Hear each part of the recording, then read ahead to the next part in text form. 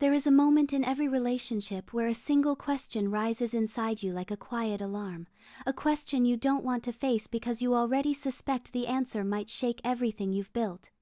The question is simple, but it carries the weight of your future. Is this love?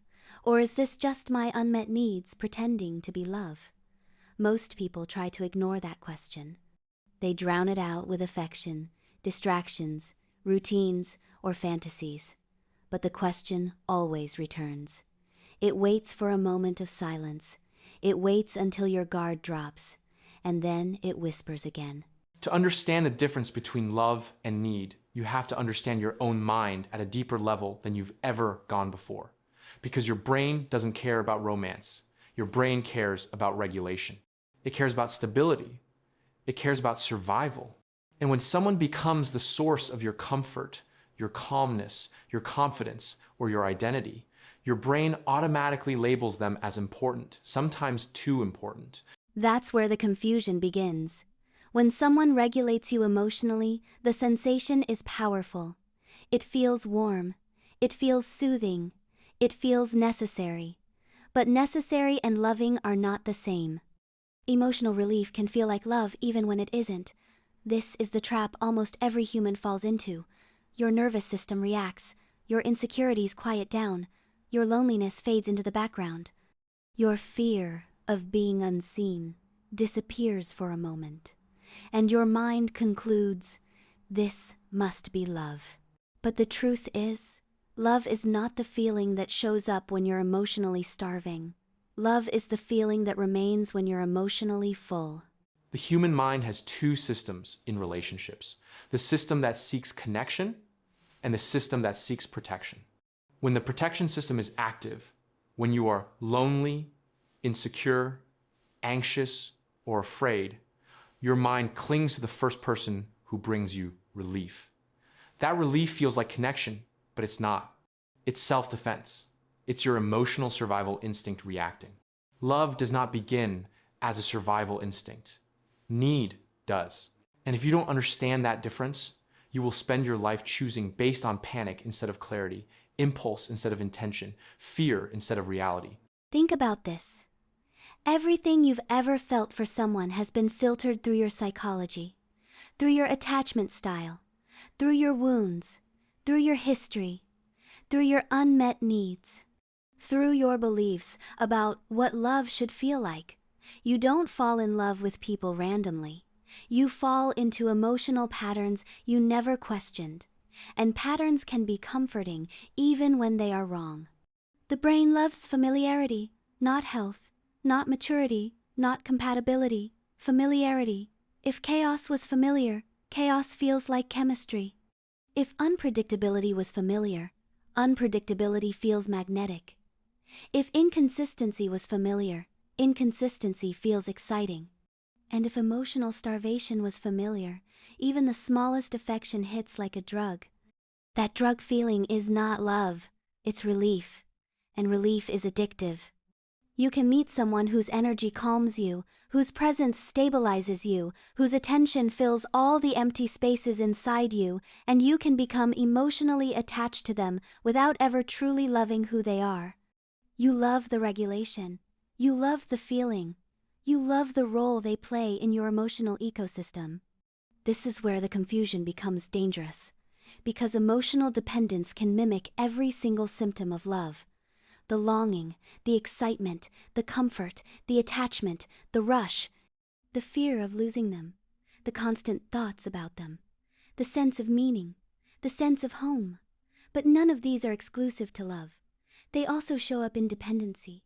They show up in trauma bonds. They show up in loneliness.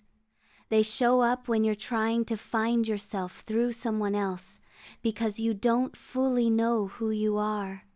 You can feel deeply attached to someone, not because your souls connect, but because your fears do. You can think you love someone simply because your mind built a world where they are the solution to every unhealed part of you. So how do you know the difference? How do you know whether you're truly in love or simply emotionally dependent? Start by looking at what happens when the person isn't giving you anything. remove the reassurance, remove the attention, remove the comfort, remove the involvement, remove the validation, remove the routine, remove the presence. Imagine the connection without the emotional supply. What remains? If nothing remains, then what you had wasn't love. It was emotional substitution. Love remains even when the benefits disappear. Need collapses the moment the benefits stop. Here's a psychological truth most people never confront. If losing someone feels like losing your stability, losing your identity, or losing your emotional foundation, you were dependent, not in love. If losing someone feels like losing a person you value deeply, but not your entire sense of self, you were loving. Pain does not distinguish love from need. Depth does. Fear does. Stability does. And the reaction your nervous system has to the idea of losing them tells you everything. If the feeling is fear, it's not love. If the feeling is sadness, it's love. Fear says, I won't survive without you. Love says, I will miss you, but I will still be myself.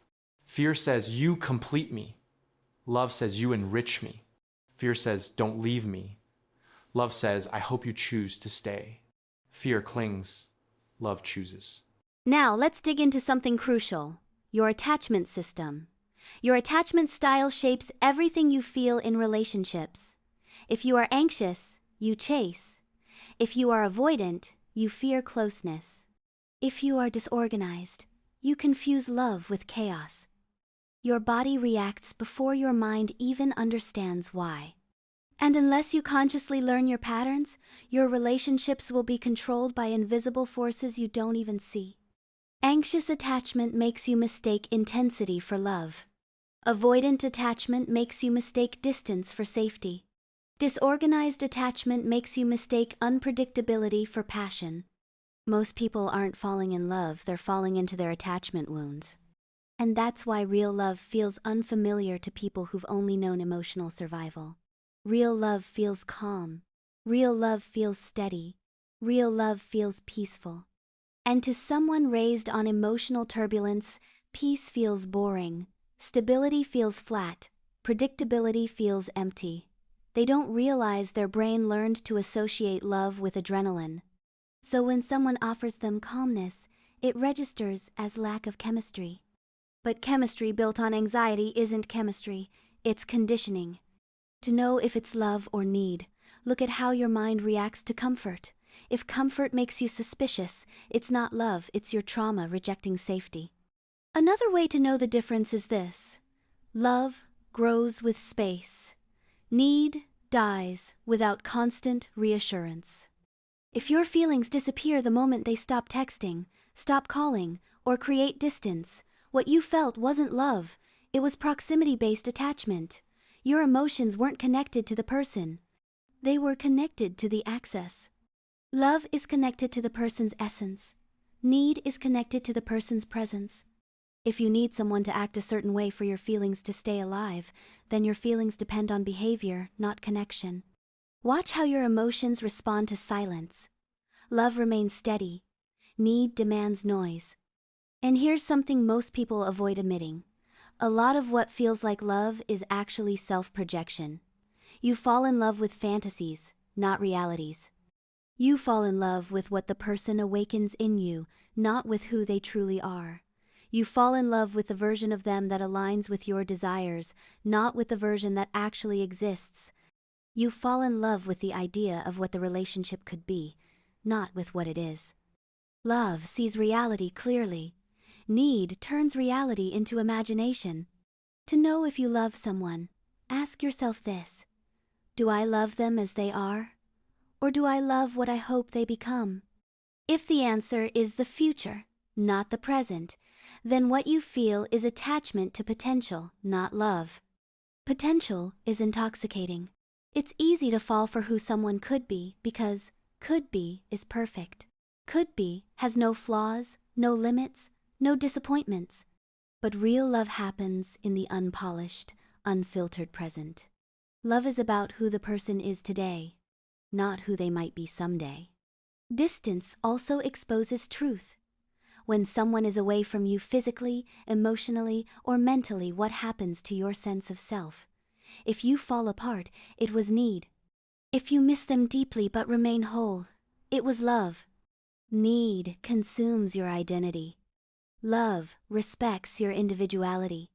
Need demands merging. Love allows separation. Need requires constant reassurance. Love remains stable even in uncertainty. Many people fear losing their partner not because of love, but because of the collapse that follows. When your emotional regulation depends on someone else, losing them feels like losing oxygen. But that's not love. That's an emotional addiction. An emotional addiction feels stronger than love because addiction is urgent. Love is steady. Addiction is intense. Love is gentle. Addiction is chaotic. Love is consistent. Addiction screams. Love speaks. When you're addicted to someone emotionally, your mind doesn't think about compatibility, values, long-term vision, or emotional health. It thinks about maintenance. How do I keep this going? How do I keep getting what they give me? How do I stop them from leaving? That's not love. That's fear of withdrawal. And here's the painful truth. The pull you feel towards someone doesn't always mean they're special. Sometimes it means they activate your deepest wounds. The strongest emotions often come from the places where you are weakest, not the places where love is strongest. If you want to know if it's need or love, ask yourself who you become in the relationship. Do you become more grounded or more anxious? Do you feel like yourself or like a version of yourself performing for approval? Do you grow emotionally or shrink to keep the peace? Do you express honestly or hide the truth to avoid conflict? Love expands you. Need compresses you. Love strengthens your identity. Need replaces your identity. This is the truth people avoid their entire lives. You don't judge love by how much you feel for someone. You judge love by who you are around them. If you live in fear, fear of saying the wrong thing, fear of losing them, fear of disappointing them, fear of conflict, that isn't love. That's emotional captivity. If you feel safe, safe to speak, safe to be honest, safe to exist, safe to grow, that is love. Here is the uncomfortable truth most people never learn. Love does not demand that you lose yourself. Love does not require you to shrink, silence yourself, or constantly manage another person's perception of you. Love creates space. Need compresses it. And if your relationship requires you to abandon parts of who you are in order to maintain peace, then what you feel is dependency, not love. The human mind is wired to form attachments based on emotional survival, not emotional accuracy. Your brain doesn't say, "I love this person because they align with my values." It says, "I need this person because my system becomes unbalanced without them." That distinction shapes everything. Need attaches quickly, often instantly. Love develops slowly, quietly, through clarity and alignment. Need is impulsive. Love is intentional. Need is urgent. Love is steady. If your feelings appear instantly, intensely, overwhelmingly, before you even understand who the other person truly is, it is almost always need. Your brain reacts first. It fills in the gaps. It creates meaning out of moments that shouldn't carry meaning. It floods you with dopamine because it recognizes something familiar or soothing. And that chemical flood convinces you that the connection is deeper than it really is. But anything built on biochemical spikes collapses the moment the intensity fades. So many people sabotage their lives because they believe the strongest feelings equal the strongest love. But psychological intensity is not evidence of compatibility. Intensity is evidence of activation. Activation of wounds, activation of insecurity, activation of unfinished emotional cycles. When someone triggers your deepest patterns, your emotions can explode instantly. But explosions are not connection. They are reactions. Love is the opposite. Love does not explode. Love expands. You know something is love when it grows consistently. even in silence. You know something is love when it evolves without dramatic highs and lows. You know something is love when you don't need constant reassurance to feel stable.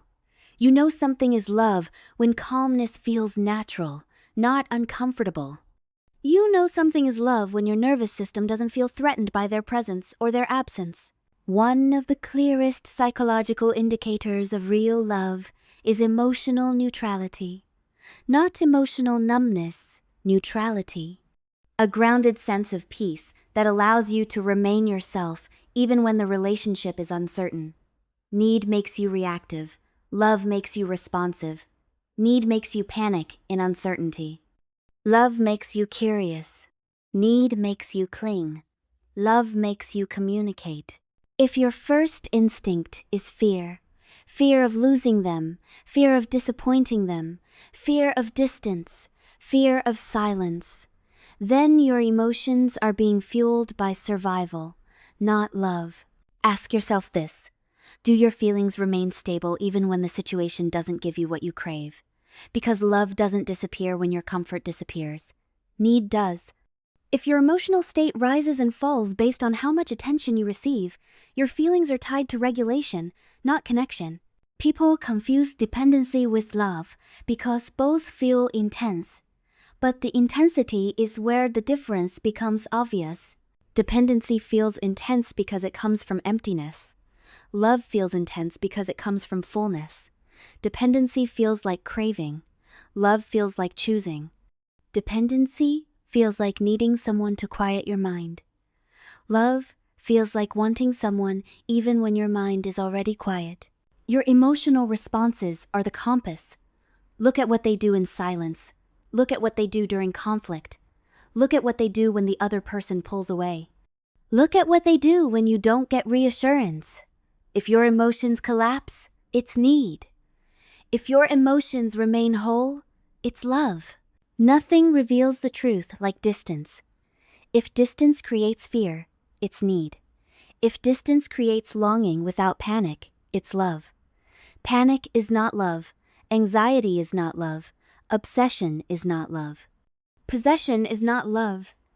Missing someone is natural, but collapsing without them is dependency. Another question: who are you in the relationship? Not how you feel, who you become. Do you become a smaller version of yourself, constantly adjusting, pleasing, performing, monitoring your words, bending your boundaries, manipulating your own needs just to maintain harmony? That is not love. That is fear of loss. And fear of loss is dependency. When you're in love, you expand into yourself. You don't shrink. You don't perform. You don't pretend. You don't beg. You don't negotiate your worth for affection. You don't dim your feelings to match someone else's emotional limitations. You don't abandon yourself just to prevent someone from abandoning you. Love does not require self-abandonment. Need does. So how do you measure the truth? How do you know what's real and what's emotional illusion? You look at the stability of your intention. You look at the stability of your desire. You look at whether your connection continues when it's not being fed by fantasy or adrenaline. You look at whether you choose them even when the moment isn't emotionally charged. If your desire stays steady, it's love. If your desire rises and falls depending on what you get from them, it's need. Another way to know love is sustainable. Need burns hot and dies fast. Love grows slowly but lasts. Need hits instantly but collapses. Love deepens over time. Need exhausts you over time. Love strengthens your emotional baseline. Need drains it. Love feels like clarity. Need feels like distraction. Distraction is powerful because it temporarily shields you from your own inner world. But anything that shields you from yourself is dependency, not connection. You know it's need when the person becomes your mental escape, your relief, your comfort, your bandage, your distraction, your coping mechanism, your validation source, your emotional stabilizer, your identity anchor. These are roles that make someone feel essential even when they aren't right for you. Love doesn't want someone to complete you. Love wants someone to join you. Need searches for someone to fix your internal imbalance. Love searches for someone whose presence enhances your already balanced internal world. Ask yourself this: if everything inside me was healed, would I still choose this person? If the answer is no, then you are not in love with them. You are in love with the version of yourself that feels safer when they are around. Most people fall in love with safety, not people. Safety is not love. It's familiar comfort. And familiar comfort can disguise itself as soul connection because your brain prioritizes stability over truth. Another way to see the difference is by observing how much effort you put into controlling the relationship. Control is a sign of need. Control means you fear losing the person because losing them means losing the emotional foundation you built on them. Love does not require control. Love trusts. Love accepts. Love adapts. Need micromanages. Need dictates. Need fears change. Need collapses without predictability. Need becomes hypervigilant. Need watches for signs of rejection. Need scans for emotional danger. Love doesn't need to do that because love isn't built on fear. If your relationship feels like constant psychological monitoring, that's not love. That's a threat response. And threat responses feel like intensity because they activate the deepest layers of your biology. Biology doesn't know love. Biology knows survival. So if your body reacts intensely, it doesn't mean it loves them. It means it recognizes something about them that activates survival instincts. That instinct can feel like chemistry. It can feel like fate. It can feel like destiny. But instincts are not emotions. And destiny is not dependency. So how do you finally know? How do you get an indisputable psychological answer? You examine the connection without emotional compensation. If the relationship required nothing from them, no reassurance, no comfort, no attention, no validation, no communication, no proximity, what would remain? Would the connection stay alive? Would the admiration stay? Would the resonance stay? Would the appreciation stay? If yes, it's love. If no, it's need. Another sign is how the relationship fits into your personal values. Love aligns with values. Need aligns with wounds. Love respects who you are. Need requires you to be who you aren't. Love makes you more yourself. Need makes you dependent on someone else to feel like yourself. You cannot love someone truly until you know yourself deeply. And most people don't know themselves. They know their insecurities. They know their fears. They know their wounds. But they don't know their values. They don't know their boundaries. They don't know their emotional needs. They don't know their inner compass. So they fall into relationships, not because they've chosen them consciously, but because they've defaulted into them emotionally. If you don't know how to choose from clarity, you will always choose from pain. And pain can mimic passion. Here is another psychological distinction. Love helps you grow. Need prevents you from growing. If your connection discourages self-improvement, it's need. If it encourages self-discovery, it's love. If it keeps you stuck, it's need. If it expands you, it's love. Now we move into the most difficult part, your identity. Who are you when you aren't in a relationship? If you don't know the answer, you are vulnerable to dependency because you will attach to anyone who gives you a temporary sense of being. Love requires identity. Need creates identity. Love is an addition to your life. Need becomes your life. Love thrives when both partners have their own separate internal worlds. Need thrives when both partners share one fragile emotional world. Healthy interdependence is when two people remain individuals while being deeply connected.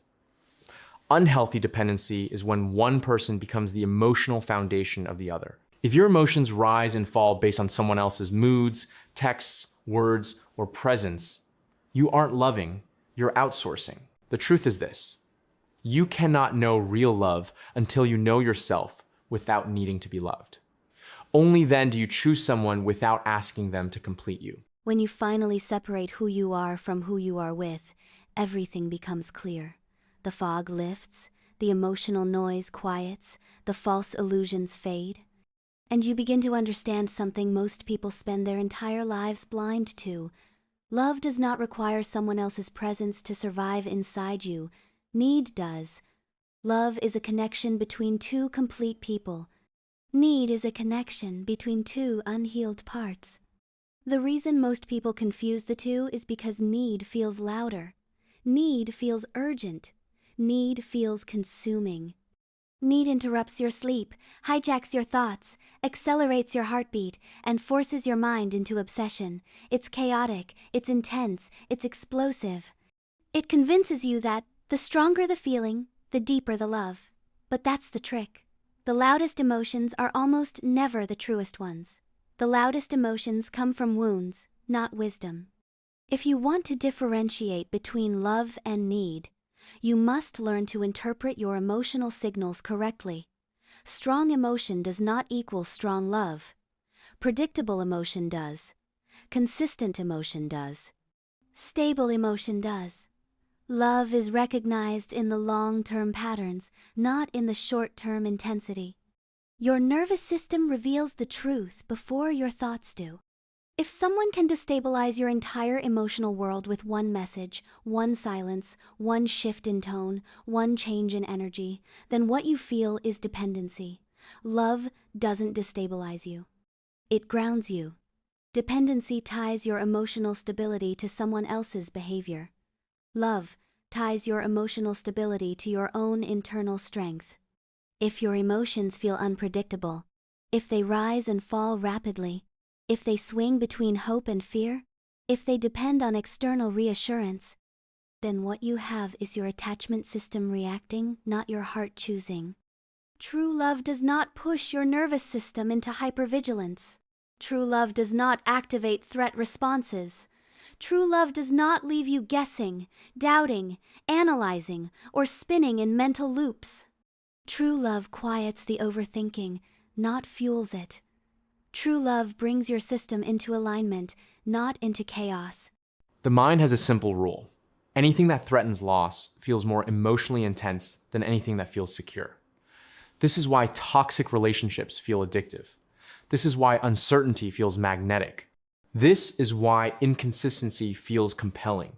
Your mind is trying to prevent loss, not trying to build love. When you think you are attached to the person, you are often attached to the fear of losing the emotional equilibrium they provide. The test is simple.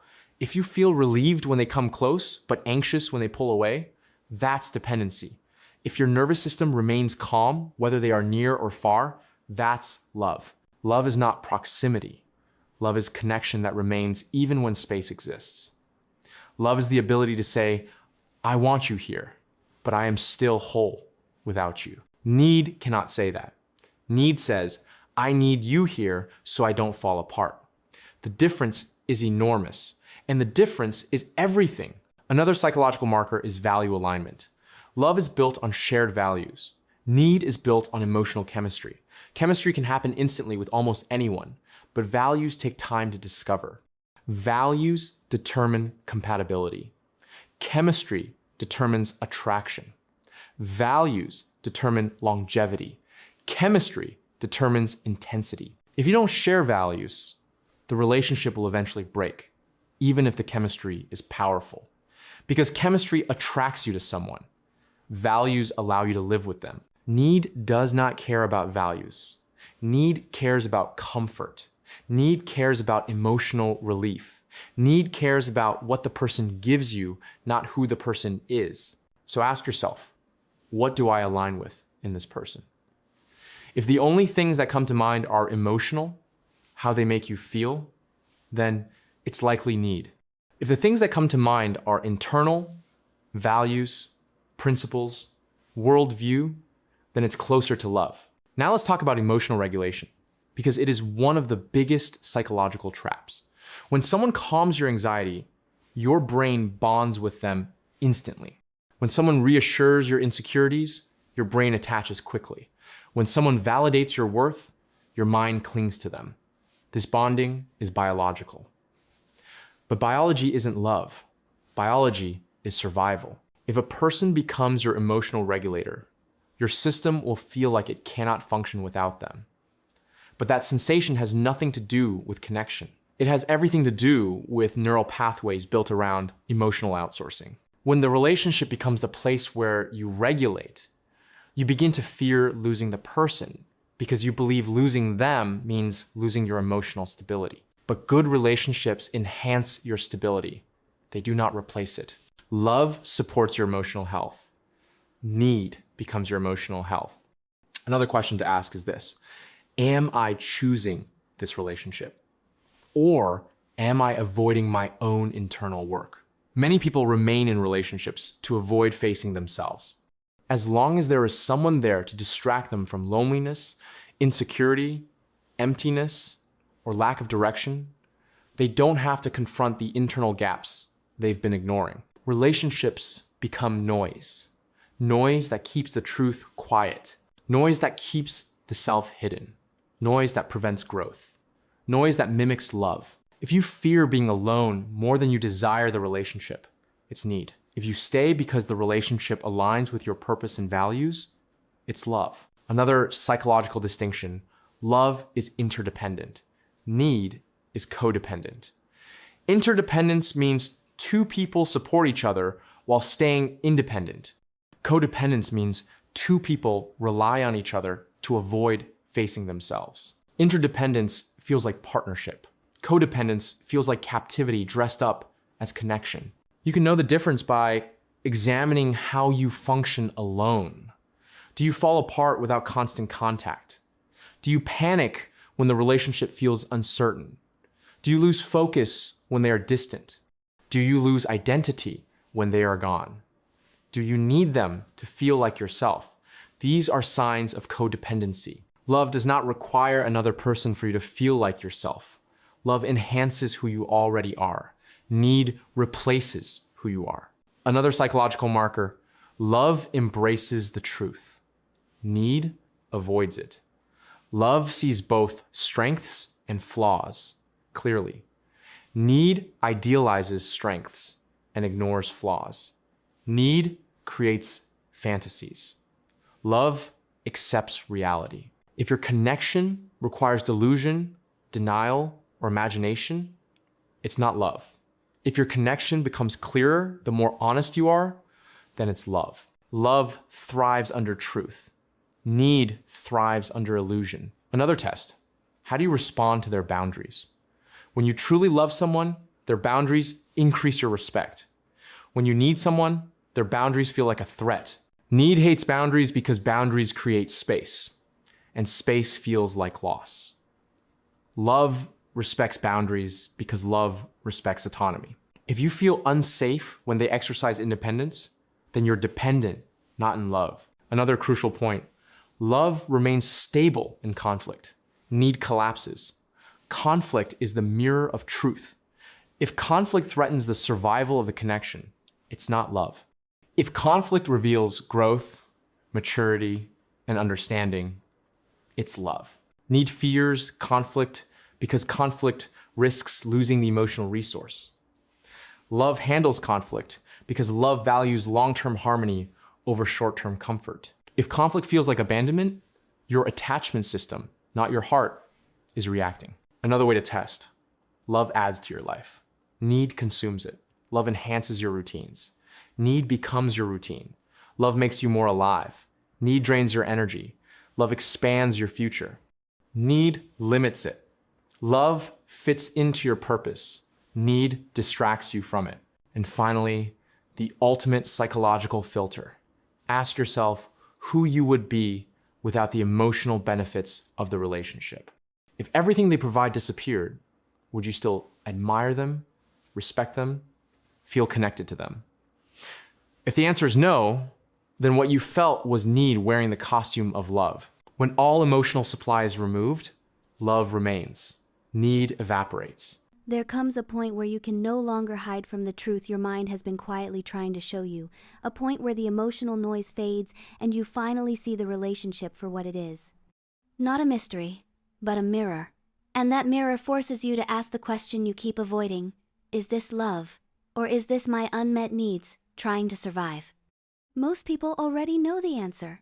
Deep down, they know whether their heart is choosing or clinging, whether the bond is connection or compensation, whether the relationship is real or just emotional shelter. Knowing truth is easy. Accepting it is hard. Because accepting the truth means confronting the parts of yourself that created the illusion. You cannot understand love until you know who you are, without needing to be loved. You cannot recognize real connection until you stop confusing emotional hunger with emotional resonance. You cannot attract genuine love until you stop choosing from fear. Everything shifts the moment you stop asking, "How do I keep them?" and start asking, "Why do I need them?" Love says, "I choose you." Need says, "I depend on you." Love adds to your life, but you remain whole without it. Need fills the emptiness, and without it, you collapse. Dependency feels urgent because your system treats the person like oxygen, not a partner. But the moment you stop attaching your stability to someone else, clarity arrives. The people who once felt irresistible start to feel draining. The chaos that once felt exciting starts to feel childish. The intensity you mistook for depth shows itself as instability. When you are healed, attention does not impress you. Consistency does. Unpredictability does not excite you. Reliability does. Validation does not hook you. Respect does. Bare minimum effort does not feel special. Aligned values do. This is why healing comes first. Without healing, you will keep mistaking survival for love. You will call fear devotion. You will call instability passion. Your wounds will choose people who match them. Your nervous system knows patterns, not love. Your fears know protection, not love. To find real love, you must separate instinct from truth. Ask yourself the questions you avoid. Do I stay steady when I am not getting what I crave, or do I spiral? Do I feel connected to them, or attached to comfort? Do I admire who they are, or just how they make me feel? Do I grow in this relationship, or shrink to keep it stable? Do I want them from abundance, or fear? Do our values align, or does their presence just silence my loneliness? These questions expose illusion instantly. Love can face truth. Need collapses under it. So ask yourself, when you remove the emotional benefits, the fantasy, the comfort, the routine, the validation, what remains? If the answer is emptiness, it was never love. Love is about who someone is, and who you become beside them. Love strengthens you. Need weakens you. If someone makes you feel alive because you cannot feel alive alone, that is dependency. If someone enhances a life you already built, that is love. Healing begins when you stop asking someone to fill your emptiness and start filling it yourself. Because the day you no longer need a relationship is the day you finally understand love, not adrenaline, not obsession, not fear, but clarity. Here is the truth that stays with you. You spent years trying to be chosen, trying to be enough, trying to hold on to people who were never meant to be anchors. The reason it never felt right was not because you were unlovable. It was because you tried to build love on top of need. You were loving from fear, calling dependency devotion. But you are waking up now. You see the difference between comfort that traps you and love that frees you. As you heal, you attract people who match that wholeness. People who bring peace, not chaos, alignment, not confusion, stability, not drama. The patterns you once romanticized become red flags. The intensity you mistook for love reveals itself as pain. You stop asking, will they choose me? And start asking, do they fit my life? You stop asking, how do I keep them? And start asking, do our values match? Real love does not pull you away from yourself. It pulls you deeper into who you are becoming. And now, finally, you are ready for real love.